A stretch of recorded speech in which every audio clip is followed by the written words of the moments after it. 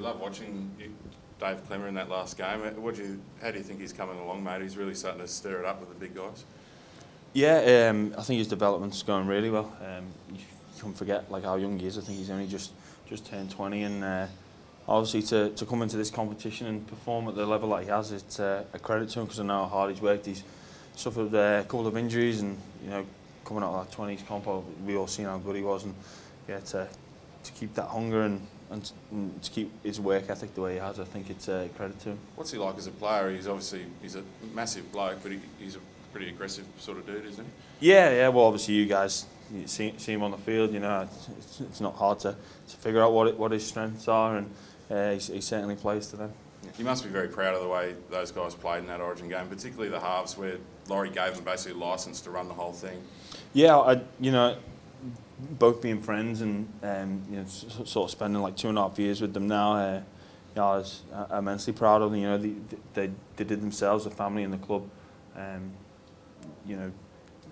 They did them all really proud, and everyone at the club was really proud for them. I think the way they conducted themselves, and the way the way the media sort of get hold of Origin, and the pressure that was on them to perform and get the victory, it was really good to see how they handled that.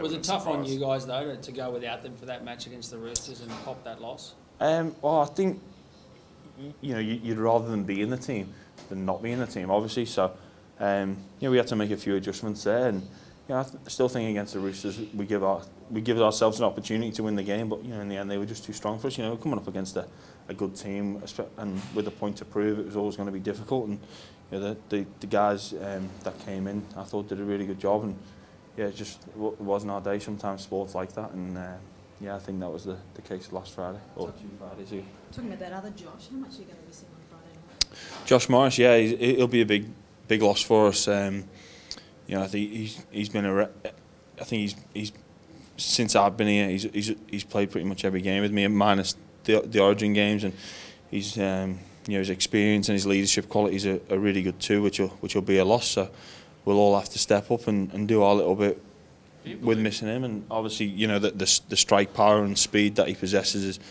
is pure quality.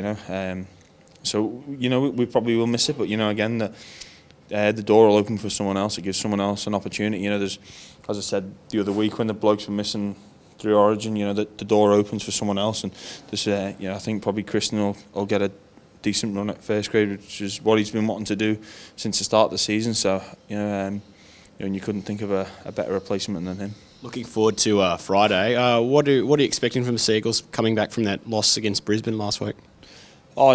Yeah, we're expecting that the best Manly team. We know what they're all about. They've got some real quality players there, and especially being at home at Brookvale, it's a really difficult place to go. So we're expecting a really tough game. Is that a game you guys look at the calendar at the start of the year and put a mark beside that one, the Manly ones at Brookvale, or just the Manly ones? No, not really.